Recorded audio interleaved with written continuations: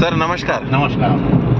Sir मला एक प्रश्न असा विचारायचा आहे की तुम्ही मला गाडीमध्ये बसवलं. बरोबर. हां, मग कारण आपली कुठलीही ओळख नसताना मी फक्त अंजनगाव स्टॉपवर एक एस टीची वाट पाहत होतो आणि तुम्ही स्वतःहून मला माझ्यापाशी येऊन थांबले आणि म्हटलं की सर कुठं चालले, तर तुम्ही हे जे मला मदत केली की तुमचा हा असा स्वभाव सुरुवातीपासूनच आहे का? मी माझ्या गाडीत एखादा डाकू बुलेट सिंग असन हां. त्यालाही बसून घेतो.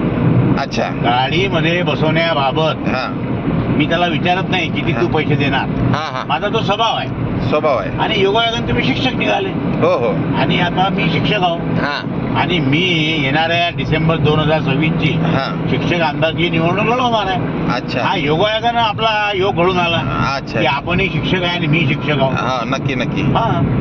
बरं साहेब, तुम्ही हे निवडणूक लढवून राहिली आणि तुमची भरपूर वर्ष सेवा पण झाली आहे या शिक्षकी पेशामध्ये. बरोबर. 10 वर्ष माध्यमिक हायस्कूलला तुम्ही शिकवलं. बरोबर. त्यानंतर 36 वर्ष तुम्ही कॉलेजला शिकवलं. नाही, 10 वर्ष माध्यमिक आणि 26 वर्ष वरिष्ठ महाविद्यालय. वरिष्ठ महाविद्यालयाला तुम्ही असे शिकवलं. 36 वर्ष. हा.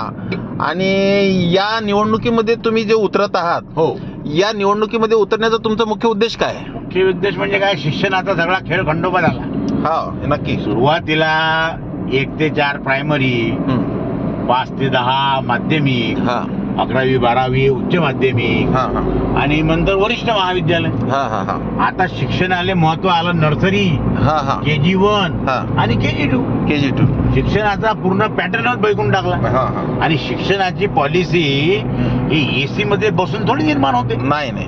ग्रामीण भागामध्ये काय अडचण आहे, जे पॉलिसी निर्माण करतात बरोबर आहे. त्यांनी ग्रामीण भागात येऊन पाहावं ना हो हो नक्की. की आपल्या शाळेमध्ये किंवा महाविद्यालयामध्ये हा, हा. येणारा विद्यार्थी कसा आहे बरोबर आहे. ते पाहिलंच जात नाही. बरोबर आहे. पॉलिसी बनते दिल्लीले.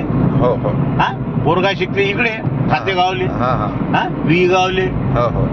ग्रामीण भागात काय परिस्थिती आहे हा. ती परिस्थिती पाहून पॉलिसी तयार झाली पाहिजे. बरोबर आहे. म्हणजे आजचा या गावातला विद्यार्थी हा कसा समोर येणाऱ्या आयुष्यामध्ये या कॉम्पिटेटिव्ह एक्झामच्या माध्यमातून कसा टिकेल, हा. त्याकरिता तशा प्रकारची एज्युकेशन पॉलिसी तयार व्हायला पाहिजे असं तुमचं म्हणणं आहे. आता शिक्षकांना किती पद्धतीची कामं लादली. आता हे मतदानाचं काम लादलं.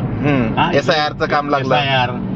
म्हणजे गव्हर्नमेंटच्या कोणत्या योजना असतील तर ते शिक्षक बहुत चांगल्या पद्धतीने करू शकते, म्हणून त्याला त्या योजनेमध्ये सामावून घ्या. अच्छा अच्छा. पण शाळेमध्ये हे काम दिल्यामुळे सर साईड. नाही माझी गाडी आहे. तर नमस्कार, एवढाच आपला प्रवास होता. नाही नाही सर, तुम्ही भरपूर छान आम्हाला मार्गदर्शन केलं तुमच्या या वाटचालीसाठी आणि तुमचा जे उद्देश तुम्ही डोळ्यासमोर ठेवला याकरिता तुम्हाला माझ्याकडून आणि माझ्या शाळेकडून भरपूर शुभेच्छा. धन्यवाद. धन्यवाद.